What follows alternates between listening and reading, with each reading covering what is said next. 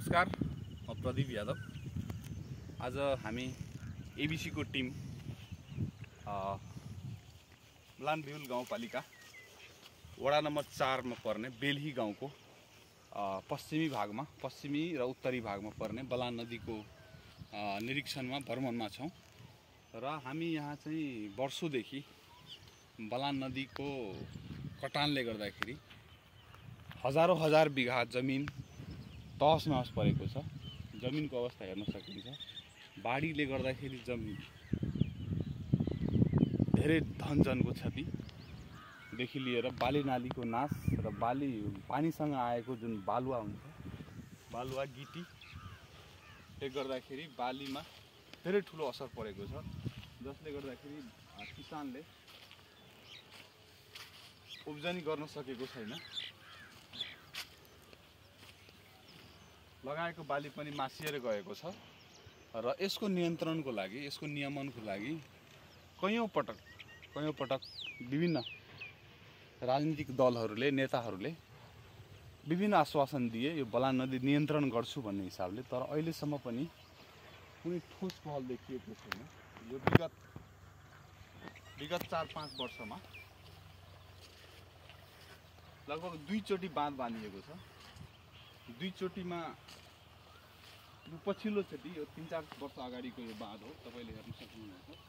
यो बाँध माटोको बाँध बाँधियो, तर भारी वर्षाको कारणले गर्दाखेरि, आएको बाढीले गर्दाखेरि यो बाँध यसरी बीचमा तोडेर ठाउँ-ठाउँमा यस्तै तोडेर, यता पनि हेर्न सकिन्छ, यो बाँध बाँधेको सबै तोडेर फेरि गाउँको खेतबारीमा पसेको देखिन्छ। र यो समस्या यो बेल्हीवासीको लागि ठुलो सबभन्दा विकराल समस्या हो। बलान नदीको समस्या समाधान भएपछि गाउँको किसानले गर्दा एकदम ठुलो राहत पाउने थियो, तर त्यो अवस्था अहिले देखिएको छैन, जसले गर्दाखेरि खेती किसानी गर्न त्यति सहज देखिएको छैन। र हामीले अस्ति भर्खरै किसानहरूको कुराहरू सुन्दाखेरि उहाँहरूको विभिन्न समस्याहरू रहेको छ खेतीपातीमा। जस्तैखेरि सबभन्दा पहिला यो पश्चिमी भागको जुन खेतहरू छ, त्यहाँ चाहिँ बलान नदीले धेरै ठुलो क्षति हरेक वर्ष पुर्याउँदै आएको छ भने पूर्व भागमा भएको जुन खेतीपाती छ, त्यहाँ चाहिँ किसानको लागि कृषि सडक र कृषि विद्युतीकरण जस्ता समस्याहरू, धेरै ठुला समस्याहरू किसानको यो बलानबिहुल गाउँपालिका अन्तर्गत बेल्हीमा किसानहरूको रहेको छ। र यसमा विभिन्न पहलहरू देखिए पनि, गरिए पनि अहिलेसम्म कुनै ठोस कदम देखिएको छैन। र हेर्न सकिन्छ यो बाँधको अवस्था, पानीको बहावले कसरी यो बाँधलाई कुनै पनि मतलबै गरेको छैन। यहाँबाट पानी मजाले गाउँतिर पस्न सक्छ। बाँध त बाँधियो, तर बाँधको कुनै पनि औचित्य र अस्तित्व देखिएको छैन।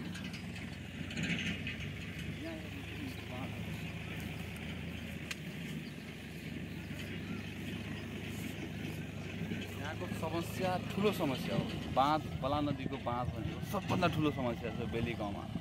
विभिन्न युवा क्लबहरूले हजारौँचोटि बोलिसके, यो समस्याको राखिसके, तर अहिले पनि यो बलान नदीको कुनै पनि ठोस कदम देखिएको छैन। बलान नदी कटानलाई कसरी नियन्त्रण गर्ने भर्खरै हाम्रो एउटा ठुलो नेताज्यू प्रचण्डजी आउनु भएको थियो र उहाँले पनि बलान नदीको जानुभएको छ, तर अहिलेसम्म कुनै कदम चाहिँ अहिलेसम्म देखिएको छैन बलान नदी नियन्त्रणको लागि।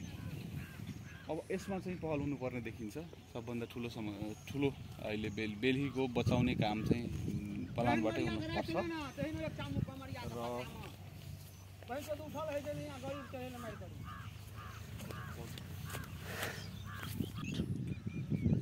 र यी यस्ता समस्याहरू बलान नदीको छ, हामीले भर्खरै हेऱ्यौँ।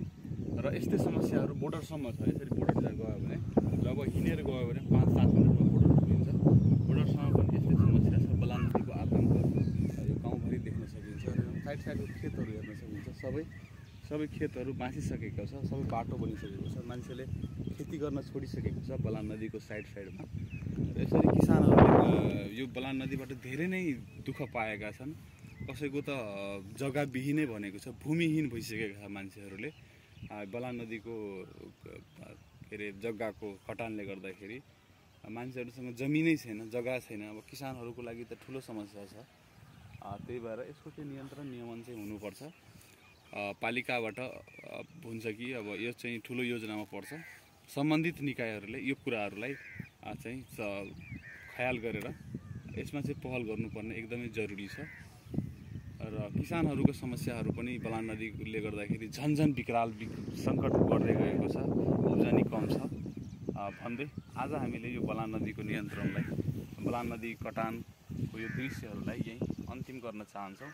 र साथै सबैजनालाई यस कार्यमा साथ सहयोग गरी सम्बन्धित निकायलाई घचघच्याउनको लागि, खबरदारीको लागि, यो आवाज चाहिँ उठाइराख्नको लागि विशेष गरी यहाँको पालिका प्रमुख हुन्छ अथवा पालिका प्रमुखका प्रतिपक्षहरूले यो कुरालाई सरकार समक्ष कुन माध्यमबाट हुन्छ लगेर यो ठाउँको यो भूगोलको समस्यालाई अन्त गर्नुपर्ने सबभन्दा पहिला, सबभन्दा प्राथमिक कुरामा चाहिँ राख्नुपर्छ, सबभन्दा एक नम्बरमा। किनभने गाउँ बच्यो भने मात्रै हामीले अरू कुरा गर्न सक्छौँ। यहाँ शिक्षाको कुरा गर्न सक्छौँ, स्वास्थ्यको कुरा गर्न सक्छौँ। यो गाउँ नै मासिने अवस्था भइसक्यो नदीले गर्दाखेरि। त्यही भएर सबैजनाले यसमा चाहिँ विचार फिराउनुपर्छ र आफ्नो गाउँ बचाउनु हामी सबैको कर्तव्य हो। हामी सबै युवावर्गको, हामी सबै व्यक्ति जो बाहिर छौँ, जो राजनीतिमा छौँ अथवा जो राजनीतिभन्दा बाहिर छौँ, हरेक नागरिकको, यहाँ वरिपरिका नागरिकको हाम्रो कर्तव्य छ यो नदी नियन्त्रणको लागि पहल गर्न। र यति भन्दै आजको यो सानो यो भ्रमणलाई यहीँ विराम दिने अनुमति चाहन्छु। हस्त।